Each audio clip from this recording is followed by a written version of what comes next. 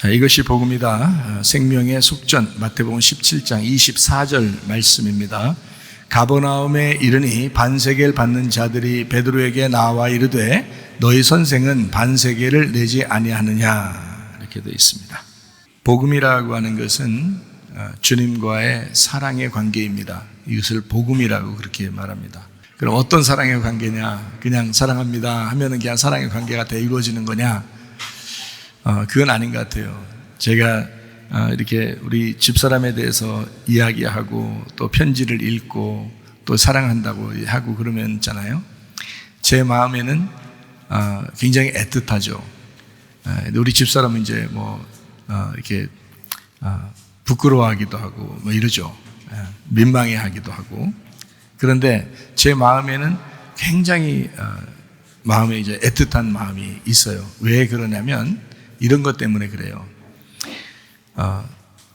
둘이 함께한 시간들, 그러니까 함께한 시간들을 이제 과거를 이렇게 지나다 보면 과거에 함께한 시간들이 좋은 일만 있었던 게 아니라 슬픈 일도 있었고, 함께 괴로운 일도 있었고, 어렵고 힘든 일들이 참 많았거든요. 근데 그때 제가 그렇게 어려울 때 같이 있었던 그 시간들, 이런 것들 이제 같이 시간을 이렇게 가만히 생각해 보면 내 마음속에 이제 애틋해지죠. 그래서 그런 거예요. 그러니까 목사님이 사모님을 이렇게 이야기할 때는 이렇게 늘 눈물이 이렇게 그렁그렁한다. 왜 그럴까? 이러지만 연세가 드신 사람들은 알 거예요. 산전, 수전, 공중전, 지하전 다 같이 겪으면 부부가 그 즐거운 날도 있었지만 함께 그 고통스럽고 힘들었을 때의 그 시간들을 되새기니까 그런 거예요. 네, 되새기니까. 제가 좀 목사면서도 진정한 목사처럼 살지 못하고 이럴 때도 우리 집사람이 같이 있었거든요. 그러니까 저의 잘못된 점들도 너무 잘 아는 우리 집사람.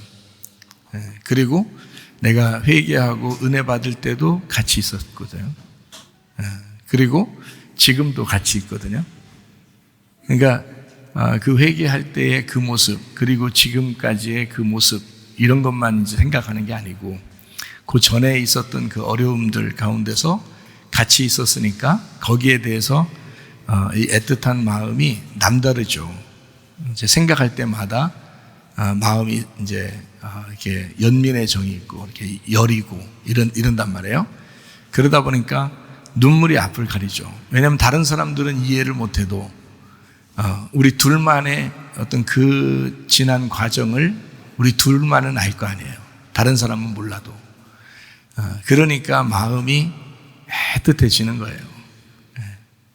그래서 제가 그걸 이제 생각하면서 우리 예수님을 생각해 봤습니다.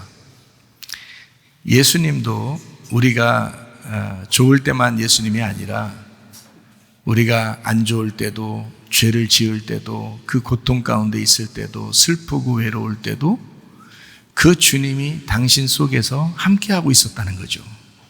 우리 속에 같이 있다는 거죠. 그거를 다 경험하고 서로 그 모든 과정을 지난 사람들은 다른 사람은 몰라도, 그러니까 다른 사람들은 여러분 옆에 있는 사람들도 이해를 못해요. 옆에 있는 사람들도 아무리 고통스럽다고 해도 이해를 못해요. 근데 주님은 아신다고요. 당신하고 같이 지냈기 때문에, 같이 경험한 사람은 안다고요. 그거를 사랑의 관계, 사랑의 관계다. 그 사랑의 관계가 있는 사람이 복음을 깨달은 거예요. 복음이라는 것은 기쁜 소식이잖아요.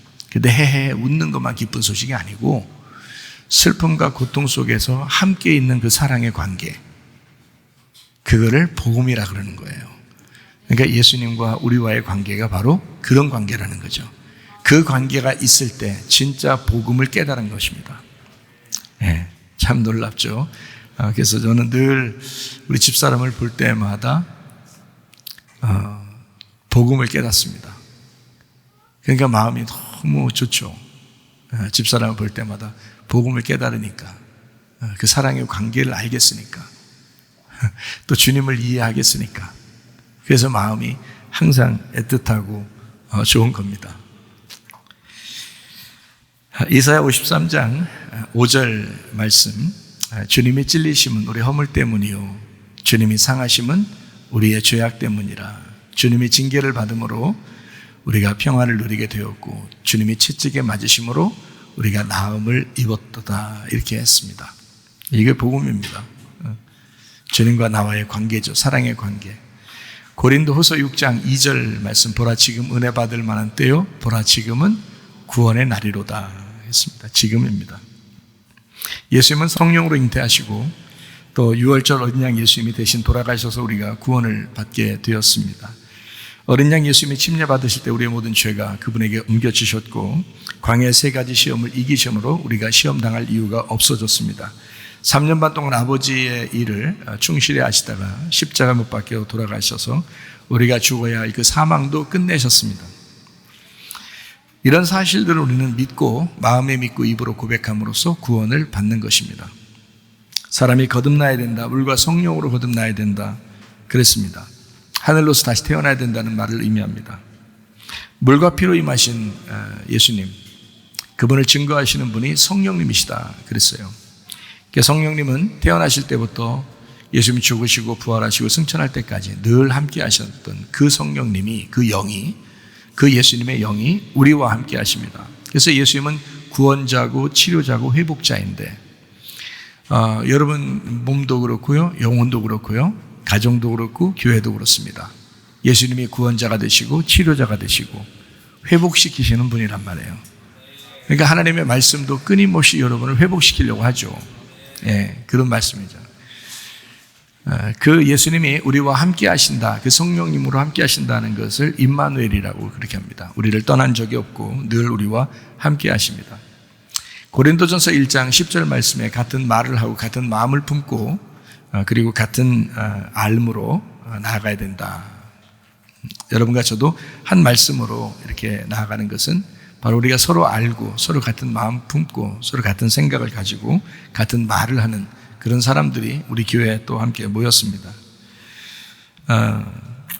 참 다행한 것은 전염병의 문제로 아주 골머리를 썩고 있는, 나라적으로도 교회적으로도 힘들게 있었던 그런 시절에도 우리 교회가 거뜬하게 아무 문제 없이 있었고 또 지금도 그렇게, 또 앞으로 어떤 말세의 징조들이 또 임할지 모르겠지만 그래도 변함없이 그 믿음 지키고 그때나 지금이나 하나도 변함없이 이렇게 그 움직임이 없이 고정된 그런 신앙생활을 한다는 것은 같은 말을 하고 또 같은 마음을 품고 그리고 같이 아는 것으로 나아갔기 때문입니다. 정말 감사하고요. 히브리 13장 8절에 예수는 그리스도신데 어제나 오늘이나 영원토록 그러하시다. 예수는 그리스도시다, 이렇게 했습니다. 사도행전 4장 12절에 다른 이름은 우리에게 구원받을 만한 이름이 없고 예수님 이름만 우리의 구원자의 이름이다. 갈라디아서 2장 20절에 우리 육체 가운데 사는 것은 내 믿음으로 사는 것이 아니라 그리스도의 믿음으로, 하나님의 아들의 믿음으로 살아가는 것이다 했습니다. 요한일서 4장 8절 하나님은 사랑이라 했고요. 요한일서 4장 16절에도 하나님은 사랑이시다. 그래서 사랑 안에 거하면 하나님 안에 거하는 거고 사랑이 없으면 하나님 안에 거하는 것이 아니다. 그래서 끊임없이 사랑하라고 얘기하는 겁니다. 마태복음 17장 24절 말씀에 반세겔이라고 하는 이야기가 나옵니다. 이 반세겔이라는 이야기도 역시 주님의 사랑을 얘기하는 겁니다. 반세겔도요. 사랑의 복음을 얘기하는 내용입니다. 이 말씀이 17장 24절의 말씀이 마태복음 17장 22절 23절 때문에 생겨났다고 그랬죠. 이것은 주님이 죽으시고 부활하신다는 것 이야기하고 난 다음에 바로 17장 24절에 반세겔에 대한 이야기를 나오는 이야기들입니다. 이게 반세겔은 생명의 속전이라고 해가지고 출애굽기 30장에 나오는 그런 이야기입니다. 인구 숫자 셀 때에 반드시 생명의 속전을 내고 인구 숫자를 세워라. 그 실패한 사람이 다윗이었죠. 이 다윗이라는 사람이 생명의 속전을 받지 않고 그리고서 인구 숫자를 셌기 때문에 전염병이 생겨나서 7만 명이 죽게 됩니다. 성경에 나와 있는 대로 출애굽기 30장에 있는 대로 질병이 올 것이다. 만약에 인구 숫자를 셀 때 생명의 속전을 내지 않으면 질병이 찾아오게 될 것이다 라고 하는 그 하나님의 손에 다윗은 맡기기를 원했습니다. 자기가 선택할 수 있었지만 이미 잘못을 알았어요. 그리고 이미 엎질러진 물이기 때문에 하나님밖에 해결할 것이 없다. 이것은 하나님만이 해결할 수밖에 없다라고 하는 것을 깨달아서 하나님의 손에 빠지기를 원합니다. 이랬습니다. 반세겔이라고 하는 건 굉장히 중요한 의미를 가집니다. 성경에서요. 그래서 왜 하필 반세겔이냐라고 하는 것은 이건 복음을 얘기하는데 성경에서 이게 하나인데 반쪽으로 나누어진 걸 얘기해서요. 하나인데 반쪽으로 나눠서 요거를 예수님이 와가지고 하나로 만드는 그런 것을 그게 복음이라고 얘기하는 거예요. 창세기 1장에 이제 물과 물이 나누어졌다라고 돼 있고 또 창세기 2장에는 선악과와 생명나무가 이렇게 두 개가 이렇게 나누어져서 있는데 그게 원래는 하나다라는 얘기고요. 3장 8절에 동산나무 사이에 숨었다. 그때 하나님이 나타나시고요. 출애굽기 26장에는 그 휘장을 통해서 성소와 지성소를 나누게 됐는데 그 휘장은 예수님의 육체를 말한다. 히브리서 10장에 말씀합니다. 그리고 이제 출애굽기 34장에는 모세가 수건으로 얼굴을 가리는 장면이 나오는데 고린도 후서 3장에 말했던 것처럼 수건을 통해서 너희가 아직도 율법에 가려져 있어서 복음을 깨닫지 못하느냐, 얼굴과 얼굴을 볼 수 있는 시간이 돼야 된다라고 해서 예수님이 오시면 이 수건을 벗겨줄 것이다 라고 말씀했습니다. 에스겔 1장하고 에스겔 10장에 바퀴 중간에 또 바퀴가 있다 그랬습니다. 바퀴 중간에 바퀴가 있다. 그래서 바퀴 안에 바퀴가 있는 거죠. 그러니까 율법 안에 복음이 있다는 얘기고요. 하나님의 말씀 안에 예수 그리스도가 계시다라는 그런 의미를 갖고 있습니다. 마태복음 17장에는 성전세 반세겔에 대한 이야기가 나오고 아가서 2장에는 바위 틈 비둘기에 대한 이야기가 나옵니다. 누가복음 10장을 여러분이 잘 알듯이 누가복음 10장에는 반 죽은, 강도 만나서 반 죽은 사람이 나옵니다. 헤미다네스라고 해서요. 헤밋이 절반, 그리고 드네스코, 이게 죽는다 해서 이게 절반이 죽었다. 강도 만난 사람은 반이 딱 죽은 겁니다. 반이요. 그러니까 일부러 예수님께서 그 반이 죽은 사람을 치료하시는데 기름과 포도주를 사용합니다. 기름은 성령을 의미하고 포도주는 기쁨을 의미해요. 이 두 개 합하면 성령의 기쁨입니다. 성령의 기쁨으로 치료받을 수밖에 없죠. 우리가 상처를 받고 시험받고 어려움 당하고 그러면요, 성령의 기쁨밖에 치료할 것이 없습니다. 그래서 말씀을 들어야 됩니다. 그런 사람들은 오히려 더 말씀을 들으셔야 됩니다. 그래서 성령의 기쁨이 자기 속에 찾아올 때까지 말씀을 들으셔야 돼요. 근데 시험에 걸리는 사람이 성령의 기쁨이 안 오면, 말씀을 듣지 않으면 그냥 넘어집니다. 그 사람이요. 일어나기가 쉽지 않죠. 오래 걸리죠. 굉장히. 이미 오래 걸렸다는 얘기는 그만큼 말씀을 안 듣고 있다는 얘기입니다. 그 사람이요. 그러니까 엉뚱한 얘기들을 많이 듣지 말고 진짜 하나님 말씀들을 이렇게 들으셔야 합니다. 그래서 자기가 말씀 듣고 순종하려는 태도를 가지셔야 되죠. 자기 짐승에 태웠다 할 때 그 자기 짐승은 자기를 말합니다. 자기 소유를 의미하고요. 여관으로 데려갔다 주님께서요. 누가복음 10장에 그 말은 강도 만난 자를 여관으로 데려갔다는 말은 그 주막으로 데려갔다. 이거는 공동 숙소를 얘기합니다. 그러니까 교회는 한 사람을 얘기하는 게 아니고 여러 사람이 함께 모인 것을 말합니다. 그걸 교회라고 그러죠. 우리 한 사람 한 사람은 성전이죠. 그냥 거룩한 전 이렇게 말하죠. 근데 교회라고 하는 것은 거룩한 성전을 얘기하는 게 아니고 여러 사람을 의미합니다. 그래서 그걸 주막이라 그러는 거예요. 여러 사람이 모인 곳, 이거를 주막이라 그러는 거예요. 그래서 어떤 상처받은 사람도 이쪽 교회에 와서 하나님 말씀 들으면서 성령의 기쁨으로 치료받으면 그러면 가능합니다. 비용이 더 든다 해도 주님이 다 갚아주시겠다라고 누가복음 10장에 말씀했습니다. 2데나리온을 주고 갔다고 그랬어요. 그리고 다시 와서 비용이 더 들면 내가 더 갚아주리라, 그런 이야기를 했습니다. 자, 그런 거 보면 이제 우리 주님이 반쪽을 우리를 용서해 주신, 반쪽을 치료해 주신 주님이거든요. 그렇다면 여러분과 저는 그렇게 용서받은 사람들입니다. 이렇게 용서받은 사람이라면 누구도 용서하지 못할 사람이 없고 이해해 주지 못할 사람도 없다 하는 얘기입니다. 우리가 먼저 그렇게 강도 만난 사람인데 주님께서 치료해 주시고 우리를 돌봐주시고 용서해 주셨다면, 그렇다면 우리도 남을 용서하는 것이 마땅하지 않느냐, 그런 이야기입니다. 서로 이해하고 사랑하셔야 합니다. 모두 자기가 무슨 이유가 있다, 어떤 이유가 있다 하는 것은 누구나 다 이유가 있어요. 어떤 사람이 나는 이런 이유가 있어서 이렇게 기분이 안 좋다라고 했을 때 저쪽 사람한테 물어보면 뭐 때문에 또 자기도 기분 나쁘다 그래요. 그러니까 모든 사람이 다 이유가 있는 거예요. 이유가. 그래서 우리는 마태복음 18장에 나와 있는 얘기처럼 1만 달란트 빚진 자로서 구원받은 사람들입니다. 그러니까 100데나리온 빚진 사람을 다른 사람을 용서할 필요가 있는 거죠. 당연한 얘기입니다. 당연한 얘기. 그래서 마태복음 18장 35절 말씀에 보면 이렇게 되어 있습니다. 너희가 각각 마음으로부터 형제를 용서하지 아니하면 나의 하늘 아버지께서도 너희에게 이와 같이 하시리라 그랬습니다. 마음으로부터 용서를 해야 된다는 거예요. 오늘도 어떤 목사님이 저에게 연락이 왔어요. 목사님, 설교하기 전인데, 교회 가기 전인데, 누구를 용서하긴 용서했는데 완전히 용서되지는 않은 것 같아요. 어떻게 했으면 좋겠어요? 하면서 그렇게 연락이 왔어요. 그래서 제가 아무리 급하고 시간이 없어도 그 목사님을 위해서 연락을 했습니다. 마음으로부터 용서하세요. 주님이 우리를 그렇게 용서하지 않았습니까? 마음으로부터 용서하세요. 그쪽에서 받아들이든 안 받아들이든 그렇게 용서하세요. 네. 만나서 얘기할 수 있으면 얘기하세요. 그러나 만나기를 거부한다면 마음으로라도 진심으로 용서하세요. 그렇게 이야기를 드렸더니 고맙다고 연락이 왔습니다.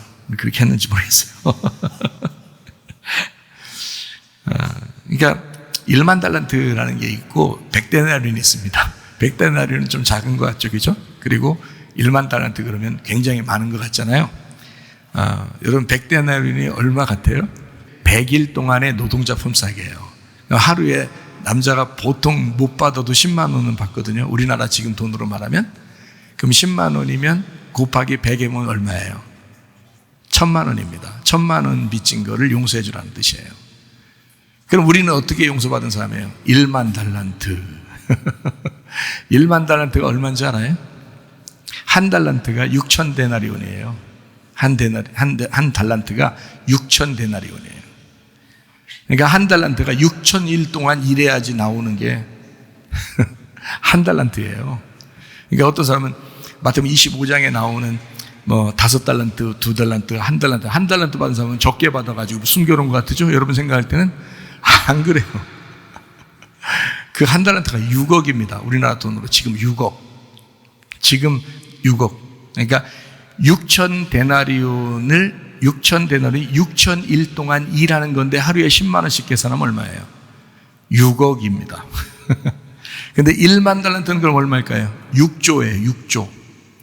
인간이 해결할 수 없는 돈이에요. 그래서 너는 6조 정도의 돈을 용서받은 사람이다. 그런데 100데나리온 1000만 원을 용서하지 못했느냐? 이런 얘기예요. 자, 어때요, 여러분? 여러분 다 1만 달란트 빚진 자인데 주님께서 우리를 용서하신 거거든요. 그러니까 100데나리온 다 옆에 사람들은 다 빚 져봐야 100데나리온 빚진 거야, 여러분한테. 뭘 그걸 그렇게 막 그냥 멱살 잡고 그냥 기분 나빠하고 왜 그래요? 다 용서할 수 있어요. 자, 이해가 되십니까? 예. 네. 그러니까 여러분 다 용서받은 사람들이야, 주님 안에서. 그러니까 어떤 사람도 핑계하지 마요. 용서 다 하세요. 그냥 용서 다 하시고 서로 사랑하고 서로 하나 되시고 서로 이렇게 만나서 얘기도 하고 같이 밥도 먹고 말해요. 예? 어떤 목장 보면은 같이 밥 먹고 오는 사람도 있더라고. 같이 밥 먹으려고 하는 그 끼리끼리 밥 먹는 사람이 그 못된 사람들이 그 사람들이. 그럼 안 돼. 서로 같이 모여서 목장들끼리 같이 밥을 먹어야지. 그게 좋잖아요.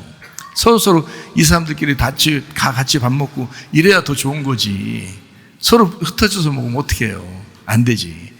그렇지 않아도 매일 만나는 것도 아닌데. 그렇죠?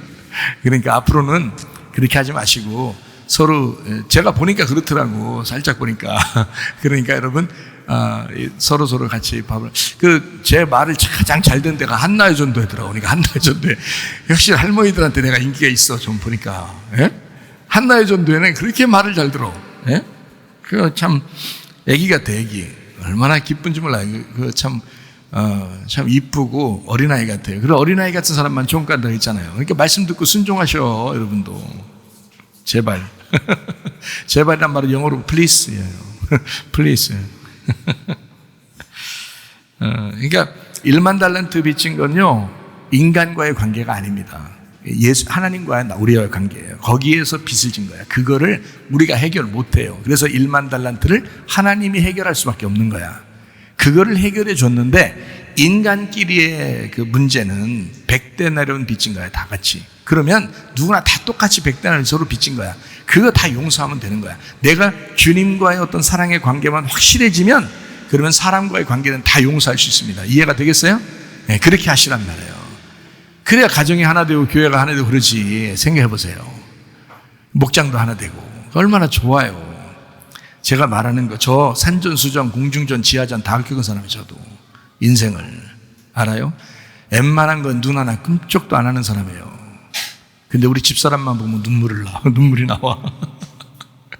그 사랑의 관계 때문에 그래요. 주님과 나와의 관계를 알겠으니까 그런 거예요. 여러분도 그렇잖아요. 여러분도 주님의 사랑을 알면 서로 하나 될 수 있습니다.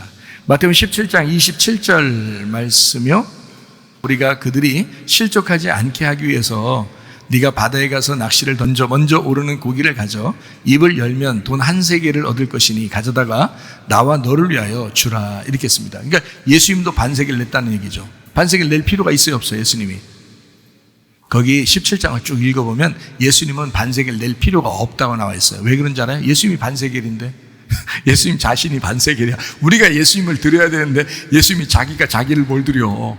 그죠? 우리가 예수님을 드리는 거지. 그래서 반세겔은 베드로만 드리면 되는 건데 다른 사람들이 실족해서 넘어질까 봐 그래서 자기도 반세겔을 같이 드리겠다는 거야. 그러니까 안 드려도 될 거를 드리는 거예요. 자, 안 드려도 될 거를 드린다는 말은 뭐예요? 죽지 않아도 될 거를 죽으셨다 이 말이에요. 그래서 그 반세겔을 드리신 거예요. 이 말이 단순한 말이 아니에요. 그래서 그 반세겔 되시는 그 주님이, 나의 반쪽 되시는 그 주님이 우리와 함께 하나 되기 위해서 자기를 드리셨다 이 말이야. 그래서 같이 나와 예수님이 원래 같은 건데 그 둘이 하나가 반쪽이 돼서 나누어졌었는데 하나가 되었다, 이렇게 된 거예요. 한 세겔이 되었다, 그 말입니다. 자, 제가 이제 오늘 마태복음 17장을 요약하면서 17장 성경을 한번 여러분 쭉 펴놓으세요. 17장을 성경책을 보고 17장을 딱 펴놓으면 처음부터 끝에까지를 쭉 어떤 내용인지 딱 설명을 해드릴게요. 그렇게 하고 마칠게요. 17장 2절 보겠습니다. 2절 뭐라고 하냐면 그들 앞에서 변형되사 그 얼굴이 해같이 빛나며 옷이 빛과 같이 희어졌더라, 이랬습니다. 자, 거기 변화산 놀라운 광경이 제자들에게 펼쳐졌습니다. 제자들이 보니까 변화산 놀라운 황홀한 광경이 거기에 막 나타난 거예요. 이건 뭐 초월적인 광경이에요. 생각해 보세요. 거기 가장 위대한 왕 모세도 나타났습니다. 그리고 자기들이 막 엄청나게 열광하는 그 선지자 엘리야도 나타났습니다. 그러니까 그 왕의 대표는 모세고요. 선지자의 대표는 엘리야인데 그 둘이 대표자가 막 나타났어요. 예수님과 함께 같이 있는 겁니다. 그러니까 얼마나 황홀했겠어요. 사람들이 자기들이 성경에서만 말씀에서만 보던 그 인물들이 직접 나타난 거잖아요. 거기에 너무 놀래가지고 거기서 어떻게 초막 셋을 짓고 우리 함께 여기서 영원히 삽시다, 막 자기가 뭔 말 하는지도 모르고 막 그런 얘기를 해요. 너무 황홀스러워서 그런 겁니다. 여러분 같아도 그러겠죠, 그죠? 그 변화산에서 그런 장면이 지금 변화산 사건이거든요. 여기 지금 마태복음 17장에 그 초반부에 나오는 얘기들입니다. 모세와 엘리야가 나왔다는 것은 다른 사람이 나올 수도 있었는데 왜 모세와 엘리야가 나왔을까요? 왜 하필이면? 만약에 부활 승천한 거로 따지면은 에녹이 나오든지 그랬어야 되잖아요. 근데 모세와 엘리야가 나와요. 왜 그런지 알아요? 구약 성경이기 때문에 그렇습니다. 구약 성경이 율법과 선지자로 돼 있어요. 구약 성경 전체가 율법과 선지자로. 그래서 모세와 선지자로 나오는 겁니다. 이 둘을 대표. 다시 말하면 하나님 말씀이 지금 변화산에서 완성되고 있는 중이에요. 신약은 누구예요? 신약은 예수님이잖아요. 그래서 구약 성경과 신약 성경이 만난 거예요. 거기서 성경이 완성되는 장면이 얼마나 황홀했겠어요. 저도 주님을 만날 때 성경을 깨닫게 되니까 막 너무너무 막 좋아서 미치겠더라고요. 미쳐서는 안 되죠, 진짜. 좋아가지고 막 정말 좋더라고요. 황홀스럽더라고요. 그런 것처럼 지금 뭐냐면 구약 성경과 신약 성경이 합해졌어요. 모세와 엘리야 그리고 예수님이 하나가 됐어요. 그래서 거기서 딱 나타난 겁니다. 그러니 얼마나 좋겠어요. 근데 말입니다. 17장 8절을 보면 이상한 얘기가 나와요. 제자들이 눈을 들고 보매 오직 예수 외에는 아무도 보이지 아니하더라.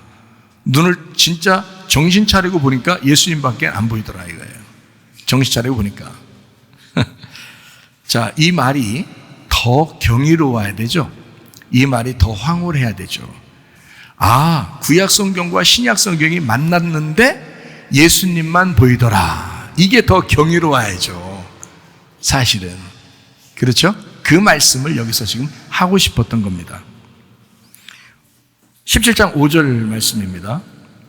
말할 때에 호련히 빛난 구름이 그들을 덮으며 구름 속에서 소리가 나서 이르되 이는 내 사랑하는 아들이요 내 기뻐하는 자니 너희는 그의 말을 들으라 하시는지라 이랬습니다. 황홀한 광경이 막 펼쳐졌을 때 그것도 잠시 이제 하나님께서 자기 아들에 대한 이야기를 합니다. 내 사랑하는 아들이요 그 안에서 내가 기뻐하노라. 너희는 그의 말을 들어라. 자, 거기서 모세의 말을 들어라 아니면 엘리야의 말을 들어라 이런 거 아닙니다. 너희는 내 사랑하는 아들의 말을 들어라 이렇게 얘기를 합니다. 그렇죠? 참 놀라운 장면입니다. 마태복음 17장의 내용이요. 자, 그렇게 하고 난 다음에요 17장 20절입니다. 이르시되 너희 믿음이 작은 까닭이다. 진실로 너희에게 이르노니 만일 너희에게 믿음이 겨자씨 한 알만큼만 있어도 이 산을 명하여 여기서 저기로 옮겨지라 하면 옮겨질 것이요 또 너희가 못할 것이 없으리라 이랬습니다. 주님은 우리에게 거대한 믿음을 요구하는 게 아닙니다. 자, 뭘 요구해요? 겨자씨 한 알만한 아주 작은 믿음만 있으면 된다. 그럼 여러분 시험 들었다는 얘기는 뭐예요? 그것도 없다. 그 작은 것도 없다. 그 말이야. 시험 들면 안 돼. 겨자씨 한 알만한 믿음만 있으면 족하다. 믿음의 크기가 중요한 게 아니라 생명력이 있느냐 하는 것입니다. 살아있느냐. 내 속에 들어가는 그 믿음이 살아있는 거냐 이거예요. 작은 거라도 좋다. 작은 씨라도 좋다. 근데 살아있는 씨냐. 네 속에 들어간 그 말씀이, 너가 들은 말씀이, 그 설교를 들었던 그 설교가 네 속에 살아있느냐 이 말이에요. 오히려 밭이 길가 밭이고 돌짝밭이고 가시밭이라 그 씨를 못 자라나가게 한 게 아닌가? 그 씨를 죽인 것은 아닌가? 그렇게 좀 암울하지만 그게 좀 안 좋은 말이지만 생각해 봐셔야 되죠. 그죠? 작은 겨자씨 할 만한 믿음이라도요, 그것만 있으면 살아난다는 것입니다. 생명력 있으면 된다는 거예요. 크고 작은 게 씨가 크다, 씨가 작다, 뭐 말씀을 많이 들었다, 적게 들었다, 그게 중요한 게 아니라 네 속에 생명으로 살아있느냐 이거예요. 네가 들은 그 말씀이 속에서 살아있느냐 이거예요. 살아있는 믿음이 가짜 신앙을 들통나게 합니다. 제가 여러분에게 말씀을 증거할 때 여러분 속에 진짜인가 가짜인가 자꾸 가짜가 막 드러나죠? 왜요? 살아있는 말씀. 살아있는 말씀은 여러분의 가짜 신앙을 들통내게 합니다. 돌덩이처럼 굳어진 그 형식을 무너뜨립니다. 믿음이 없으면 사단의 장난에 놀아나기 쉽습니다. 마태복음 17장 15절 말씀 한번 볼까요? 주여 내 아들을 불쌍히 여기소서. 그가 간질로 심히 고생하여 자주 불에도 넘어지며 물에도 넘어지는지라. 불에도 물에도 넘어지는 아들을 보는 아버지의 심정은 어땠을까? 그 아버지가 아들 때문에 예수님한테 고백하거든요. 아버지가 아들 때문에 지금 얘기하는 거예요. 자기가 아픈 것보다 아버지들은 아시죠? 아들 생각하면, 자식들을 보면, 엄마들도 마찬가지죠. 자식들을 보면 더 마음이 아픈 거 아시죠? 본인이 아픈 것보다 자식이 아프면 더 마음이 아프거든요. 그 아버지의 심정, 이런 아들을 보는 아버지의 심정은 어땠을까? 주님은 근데 이런 걸 얘기하다가 여기서 뭘 얘기하냐면 믿음에 대해서 언급합니다. 잘 생각해 보세요. 여기 이 내용을 쭉 지금 내용을 여러분에게 설명하고 마치려고 하는데 내용을 가만히 보세요. 거기에 다른 얘기를 하지 않습니다. 예수님이 믿음에 대한 이야기를 합니다. 믿음이 있으면 되는 거를 믿음이 없어서 안 됐다, 이렇게 얘기합니다. 자, 마태복음 17장 20절 말씀입니다.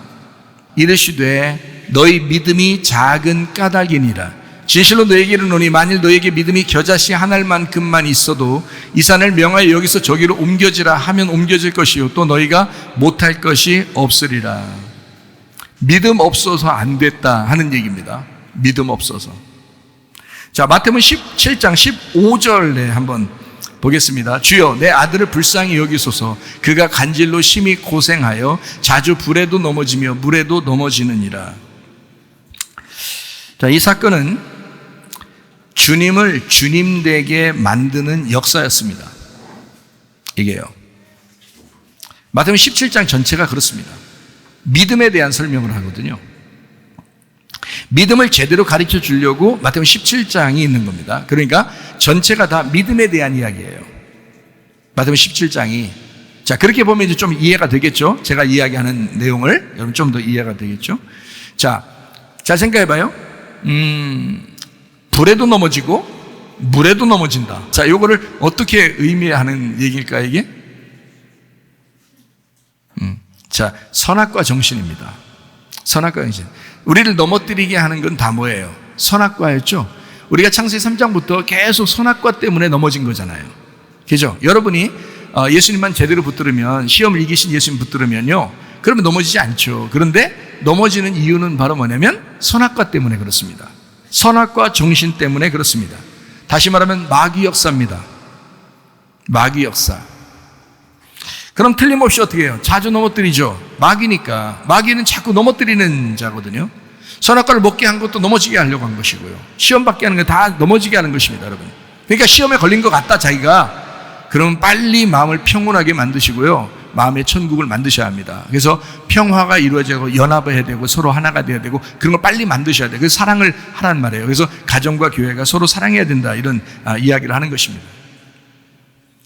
광야에서 이미 시험을 이기셨기 때문에 우리 주님께서요, 그 주님을 꽉 잡으면 시험에 걸릴 이유가 없습니다. 그래서 주님 꽉 잡고 사시기를 바랍니다. 그러면 승리할 수 있습니다. 잘 생각해 봐요. 여기에 나온 아들이 넘어져요. 여기 아버지가 아들을 데려왔어요. 자, 아버지의 믿음이 클까요? 아들의 믿음이 클까요?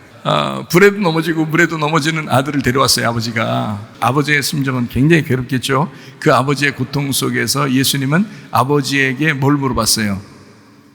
믿음이 없는 세대들이다, 이렇게 말합니다. 그러면 지금 아들이 믿음이 없다는 얘기예요? 아버지가 믿음이 없다는 얘기예요? 아버지가 믿음이 없다는 얘기죠. 잘 생각해 봐요. 자, 이제 우리 한번 생각하면서 성경을 한번 읽어봐요. 그냥 아무 생각 없이 그냥 무턱대고 성경 읽지 말고 성경을 이제 이해하면서 한번 읽어보면 좋아요. 자, 여기에 나온 아들이 더 성숙한 믿음을 가진 겁니다. 자, 제가 이제 이유를 설명해 드릴게요.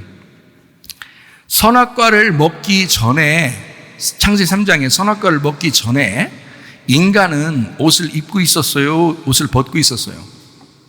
벗고 있었죠. 여러분, 우리 교회에서 어린아이가 태어나서 얼마 안 되면 애기들이 어떻게 해요? 옷 벗고 다니고 막 이러죠? 그 애기들이 그러죠. 여러분, 어른이나 할머니, 할아버지들 이렇게 하는 거 봤어요? 우리 교회에서? 안 그러죠? 네, 어린 아이들은 옷을 벗고 있어요. 다시 말하면 에덴 동산에 하나님이 처음 인간을 창조했을 때는 옷을 벗고 있었어요. 뭘 얘기하는 거예요? 어린 아이였던 것을 얘기하는 것입니다. 그러면 이 어린 아이를 하나님은 자라나게 해야 되겠죠. 뭘 먹여가지고 자라나게 해야 되겠죠. 그러면 나무가 2개인데 뭘 먼저 먹였으면 좋겠어요? 생명나무 먹였다가 나중에 선악과 먹고서 멸망시키도록 하겠어요? 아니면 여러분 가서 뭐 하겠어요? 선악과 먹을 때 가만히 뒀다가 나중에 생명나무 먹여서 구원하면 되겠죠. 생명나무가 있으니까. 그러니까 당연히 하나님이 생명나무 먹이면 사는 거예요, 그냥. 그러니까 괜찮아, 선악과 먹어도. 그래서 먹는 거 가만 두는 거예요, 그냥.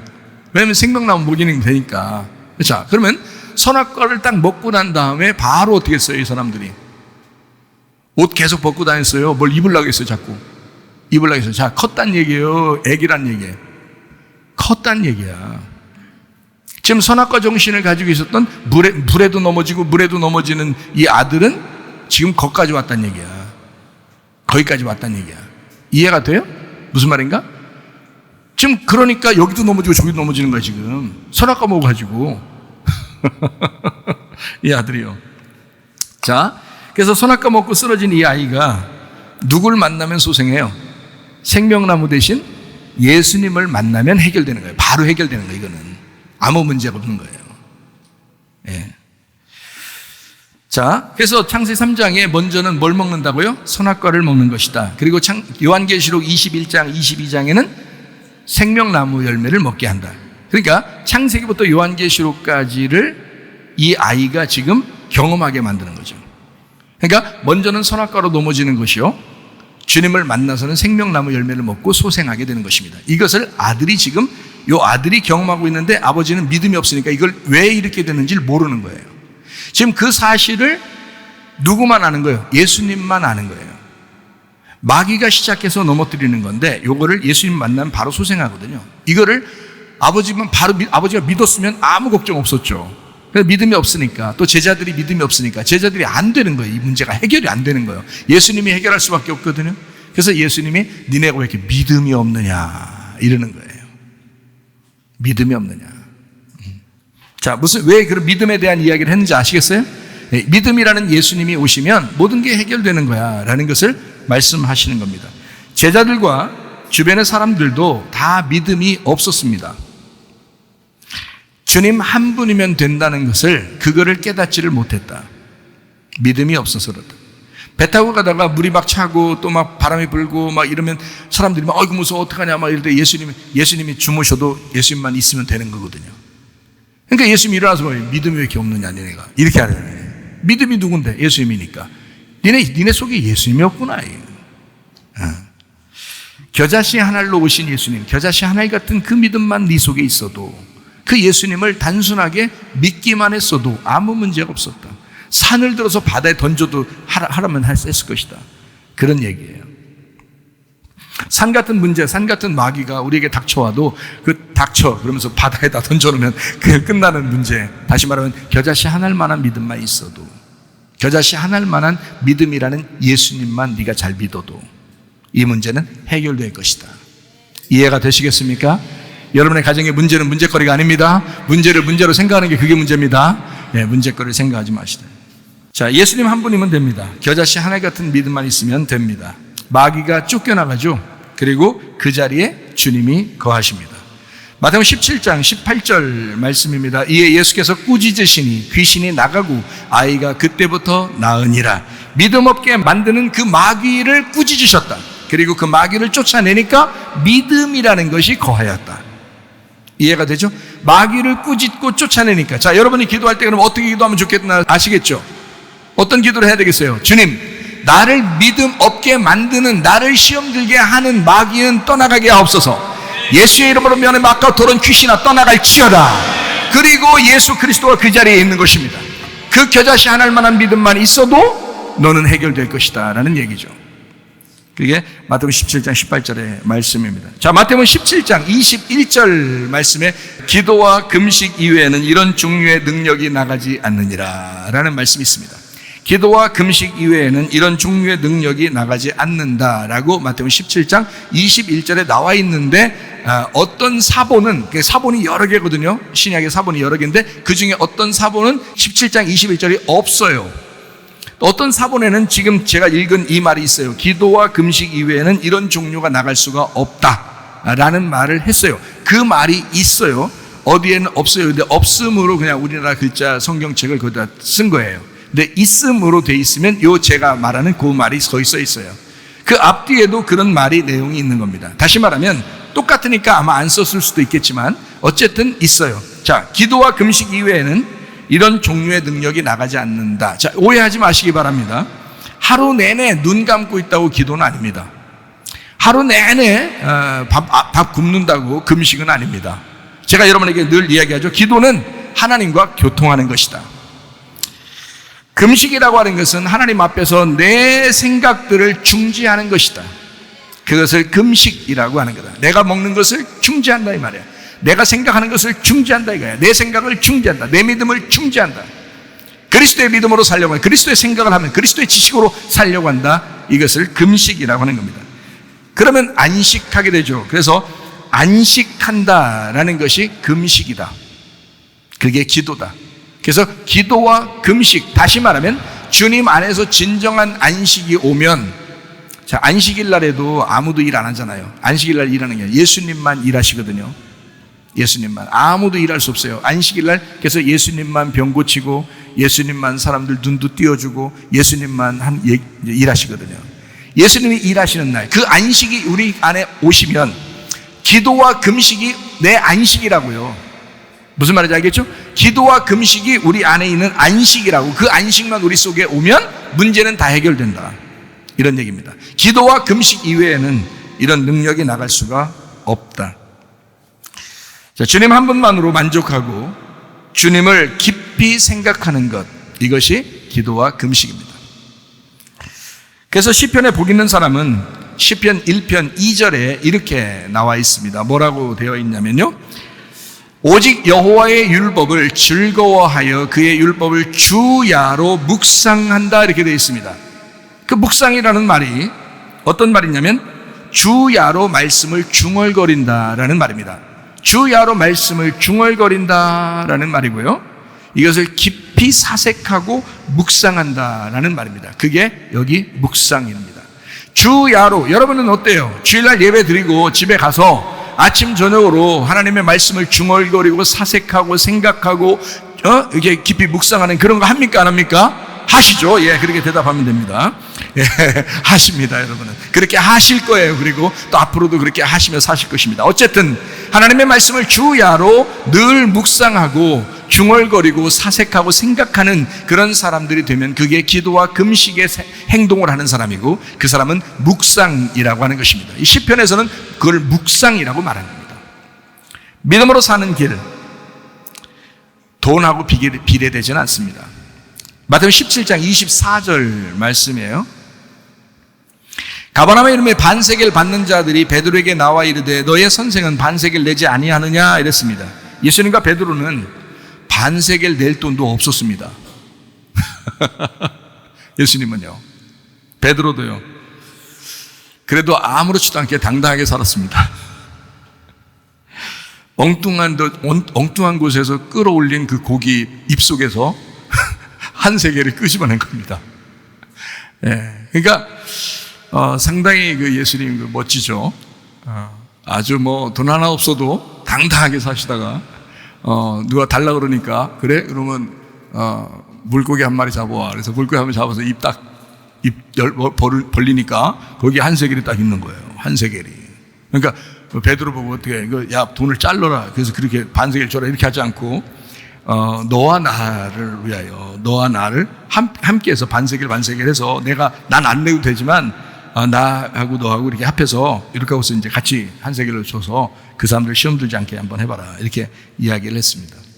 참 놀라운 장면이죠. 제가 가만히 저도 생각해 보니까 하나님의 역사가요, 때로는 진짜 전혀 예상하지 못한 곳에서 일어납니다. 하나님의 역사라는 게 진짜 사람이 한 게 아닌데 하나님의 역사가 전혀 예상하지 못한 때에 일어나는 경우가 있습니다. 저 여러 번 경험했습니다. 제가 여기서 성공해 보려고 미국에 공부하러 갈 때 저희 어머님이 모든 있는 돈 없는 돈 다 털어가지고 저를 성공시키겠다고 미국으로 유학을 보냈는데 얼마 있다 다 떨어졌어요. 돈이 없어. 또 집에다 어떻게 부탁하기도 그렇고 막 이렇게 또 집에서 부탁해도 그 보내는 게 좀밖에 못 보내는 그 정도 개척교회 시절이니까 힘들었죠. 그래서 하나님 앞에 기도했습니다. 밤마다 가서 기도했습니다. 하나님 도와주세요, 살려주세요. 그렇게 기도했는데 하나님이 이제 그때 뭐라고 그랬다고요? $1,000가 필요합니다. $1,000. 이것만 있으면 내가 밥도 사 먹을 수 있고 책도 살 수 있고 학비도 나머지 낼 수 있고 이런데 학비 모자랐어요. 책값도 없어요. 밥 먹는 것도 안 돼요. 어떻게 하나님 기도했단 말이에요. 밤마다 가서. 오늘 갑자기 너에게 밝은 빛이 있을 것이다. 그 다음에 한 하루 이틀인가 지나서 갑자기 은행에서 전화 왔대. $1,000 찾아가세요. 참, $1,000 찾아가세요. 사인만 하고 찾아가라는 거예요. 누가 보냈어요? 제가 물어보니까 몰라요. 사인만 하고 찾아가세요. 그래서 가서 사인을 딱 하니까 $1,000 딱 주는 거예요. 수표를. 예? $1,000 가지고 이제 딱 바꿔가지고 이제 제가 딱 썼단 말이에요. 한 달 정도 있으니까 그냥 싹 없어지더라고요. 다 썼어요. 왜냐면 책값 냈죠. 학비 나머지 냈죠. 밥 먹는 거 냈죠. 그러니까 다 없어졌어요. 하나님한테 또 기도합니다. 하나님, 면목 없지만 제가 $1,000 다 썼습니다. 하나님 어떡하면 좋아요. 근데 하나님이 한 달 다 없어지는데 다 없어졌을까? 뭐 $1, $2 좀 남았을까? 하여튼 다 없어지는데 갑자기 $2,000가 딱 $2,000 찾아가세요. 은행에서 연락이 왔어요. 누가 보냈어요? 몰라요. $2,000 가져가세요. 사인 $2,000 가져가세요. 그 다음에 이제 또 막 실컷 쓰죠. 이제 그거 가지고 이제 $1,000만 가지고도 썼는데 $2,000는 얼마나 실컷 썼어요. 와, 실컷 비행기 타고 여기서 저쪽 가려면 한 비행기 타고 가야 되거든요.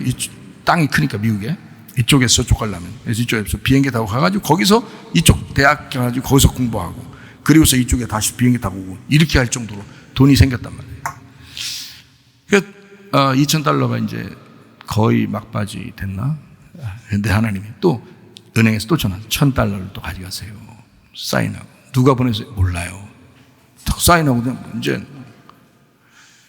그래서 도합 $4,000 받았어요. 한국에 오는 비행기 표값까지 딱 떨어졌더라고요. 사장을 딱 마지막까지 먹이시고 입히시고 공부하게 하고 그리고 비행기 표값까지 정확하게 하나님이 맞춰주시더라고요.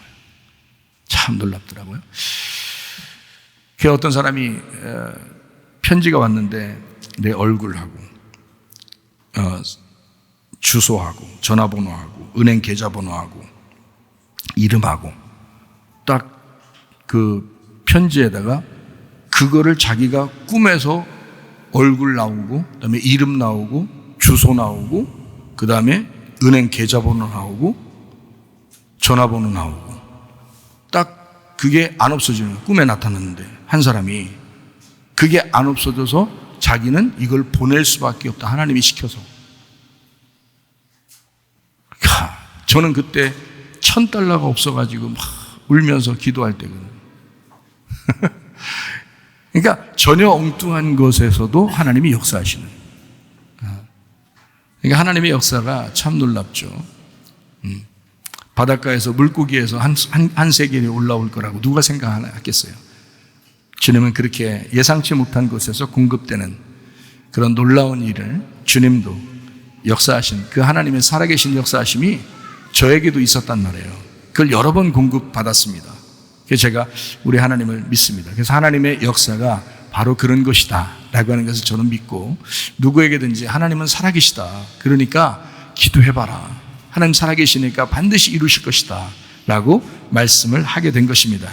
자, 출애굽기 30장 13절 말씀이요. 무릇 계수 중에 드는 자마다 성소의 세겔로 반세겔을 낼지니 한 세겔은 20개라. 그 반세겔을 여호와께 드려라. 반세겔은요 성전 세금입니다. 30장 15절 말씀도 볼까요? 너희의 생명을 대속하기 위하여 여호와께 드릴 때에 부자라고 반세겔에서 더 내지 말고 가난한 자라고 덜 내지 마라. 이스라엘 사람들은 성전 중심으로 살잖아요. 그러는데 부자라고 더 내지 말고 가난하다고 덜 내지도 말아라. 그러니까 모든 사람이 성전 세금을 내야 된다. 한 명도 빠지지 말고 내야 된다 해서 반세겔을 정한 하나님의 명령입니다. 이것은 해도 되고 안 해도 되는 게 아니에요. 모두 다 해야 된다는 말입니다. 이건. 사람들은 예수님을요 하나님의 아들이라고 여기지 않았습니다. 예수님이 왔는데도 성전세를 내라고 독촉합니다. 예수님도 성전세 내라는 거예요. 마태복음 17장에 하는 얘기잖아요. 얘기죠. 문제는 사람들이 성전세 내라고 하는 그 사람들의 문제가 아니고 바로 예수님 바로 옆에 있는 베드로가 더 문제인 거예요. 베드로가. 잘 생각해 보시라고. 여러분이 베드로라고 생각하면 어때요? 예수님 바로 옆에 있으면 베드로는 믿음을 가졌어야 될 거 아니에요. 그런데 베드로가 믿음이 없는 거예요. 그러니까 예수님은 베드로에게도 믿음을 가르치고 싶은 거예요. 그러니까 성전세를 내라고 독촉하는 사람들과 베드로 똑같이 뭐가 없는 거예요? 믿음이 없다 이 말이에요. 그러니까 베드로도 믿음이 없었으니까 예수님은 그 베드로에게도 믿음을 가르쳐주고 싶은 거죠. 여러분도 마찬가지입니다. 여러분에게 믿음이 없다면 하나님은 이 말씀을 통해서 믿음을 가르쳐 주시겠죠. 믿음을 가르쳐 주시는 거예요. 그러니까 당당하게 하나님의 아들이라고 베드로가 얘기했어야 되는데, 하나님의 아들이니까 성전세를 낼 필요가 없지라고 얘기했어야 되는데 베드로가 뭐라 그래요? 야, 낸다. 우리 예수님이 우리 스승이 낼 거야. 당연히 내야지. 야, 성전세 니네 스승은 안 내냐? 아, 내야지. 당연히 내지. 베드로가 이랬단 말이에요. 베드로, 예수님이 옆에 있다가 얼마나 속상했겠어요. 성전세를 왜 받는 건데? 잘 생각해 보셔요. 성전세 왜 받아요? 이거 하나님의 집이라고 해서 하나님의 집에 대한 세금이거든요. 그러면 성전이 누구 거예요? 하나님의 아들 예수님이요. 이 땅에 지금 하나님이 이 땅에 아들로 놓으신 건데, 아니 아버지 집에 아들이 세금 내고 살아요? 생각을 해보세요. 아버지 집이 아들의 집이야. 그게 성전이 예수님이라고 예수님도 얘기하잖아요. 자기가 요한복음 2장에 이 성전은 곧 나다 이렇게 말하잖아요. 자기를 가리켜 말하는 거예요. 성전은 예수님이에요. 근데 자기가 자기 집에 세금을 내냐고. 주인인데. 무슨 말인지 아시겠어요? 그래서 주님의 제자 베드로라고 하는 사람이 얼마나 큰 실수를 했느냐, 이게 나타난 거죠. 마태복음 17장의 25절 말씀이에요. 이르되 내신다 하고 집에 들어가니 예수께서 먼저 이르시되, 예수님이 이제 퍽퍽한 거죠. 마음이 퍽퍽해서 물어본 걸 먼저 말한 거예요. 시몬아, 네 생각은 어떠냐? 세상 임금들이 누구에게 관세와 국세를 받느냐? 자, 아들한테 받냐? 다른 사람한테 받냐? 아들이 왕자인데, 자, 왕자가 세금 내냐? 다른 사람들이 내는 거냐? 지금 국세를. 그 임금이 곧 국가인데, 무슨 말인지 알겠어요? 이스라엘이 곧 하나님이 자기 건데, 이스라엘이. 근데 자기가 주인이고 왕이고 임금인데, 세금 자기가 내냐, 이 말이야. 내도 이상한 거지. 내도 이상한 거잖아요. 원래는 안 내야 되는데 내면 그것도 이상한 거란 말이에요. 그러니까 그거를 베드로가 이해를 못한 거지. 그러니까 예수님이 말하는 거잖아요. 예수님이 먼저 얘기하잖아요. 얼마나 답답했으면 예수님이 먼저 얘기했겠어요. 자, 답답함이 묻어납니까? 지금 마태복음 17장 25절에 답답함이 좀 묻어나요? 예수님의 그 답답함. 하나님의 집인 성전은 하나님 겁니다. 그러니까 하나님이 주인이면 그의 아들도 성전의 주인이기 때문에 자기 집에 세금을 낼 필요가 없어요.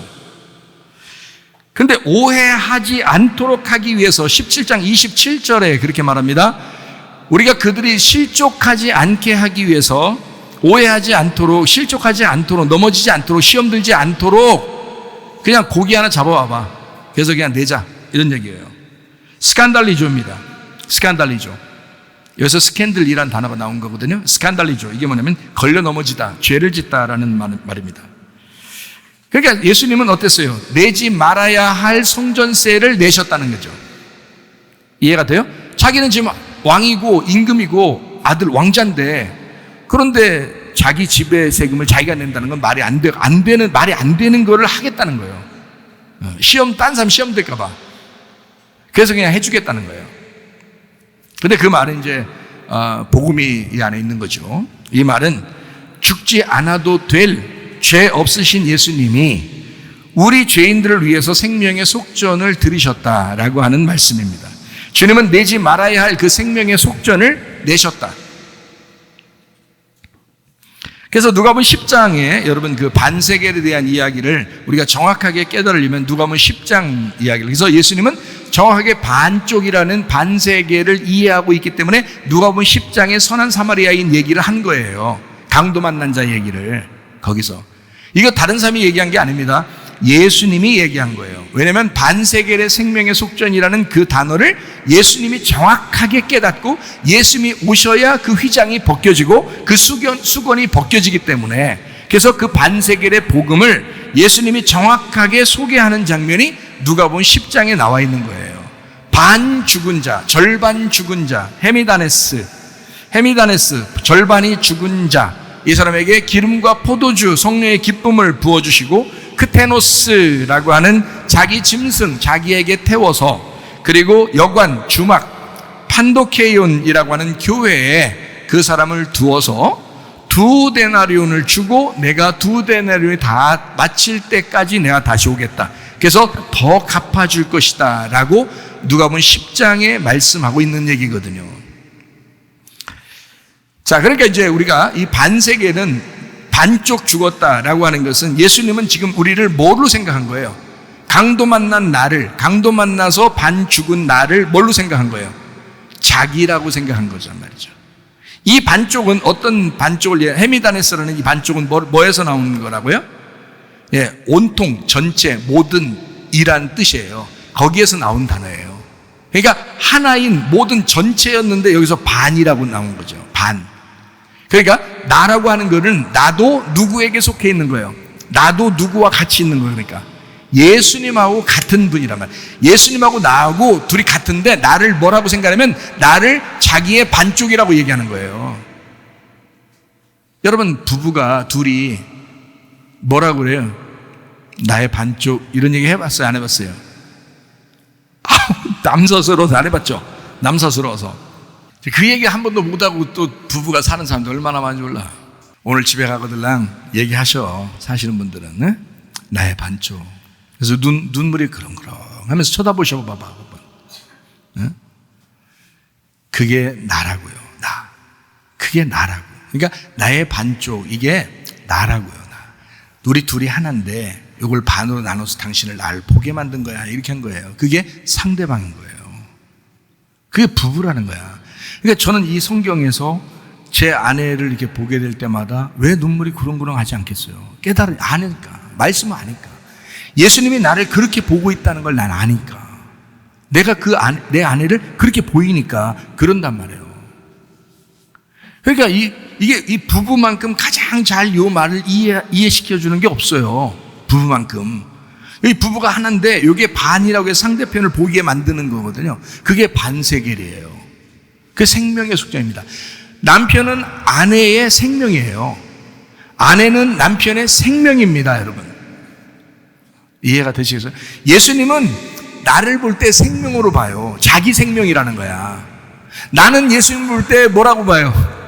예수님은 나의 생명입니다, 이렇게 봐는 거예요. 같은 거래요.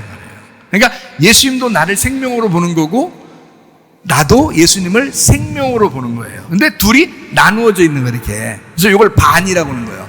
둘이 같은데, 같은 생명인데 내가 없이 예수님 못 살고 예수님 없이 내가 못 살아요. 여러분, 못 살아. 아주 못 살아. 여러분, 이게 부부 관계라고 하는 거예요. 이게 주님과 나와의 관계를 얘기하는 거예요. 한 명이 없으면 못 사는 거예요. 이게 한 명이, 반쪽이 없으면, 나의 반쪽이 없으면 나는 반 죽은 거야. 못 사는 거야. 그래서 예수님은, 이 선한 사마리아인이라는 예수님은 여기 강도 만난 자를 치료할 수밖에 없는 거예요. 그걸 구원할 수밖에 없는 거야. 나를 예수님이 구원할 수밖에 없는 거예요. 왜냐면 자기니까. 우리가 다 자기에게서 나온 거잖아요. 그 예수님 자기야. 그 자기에게서 나온 거 우리가. 예수님도 우리를 자기야 그러는 거고 우리도 예수님을 자기야 그러는 거예요.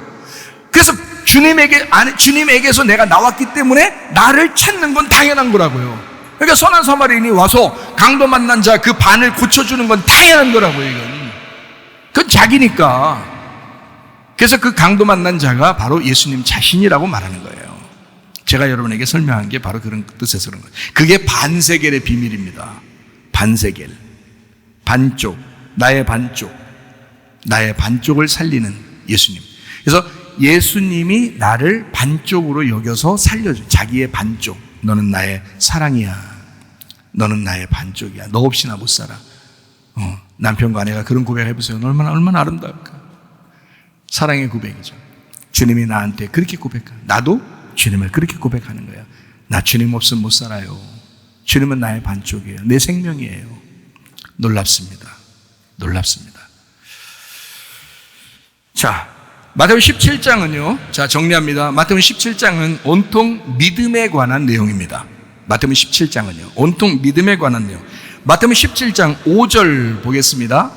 말할 때에 호련히 빛난 구름이 그들을 덮으며 구름 속에 소리가 나서 이르되 이는 내 사랑하는 아들이요 내 기뻐하는 자니 너희는 그의 말을 들어라 라고 했습니다.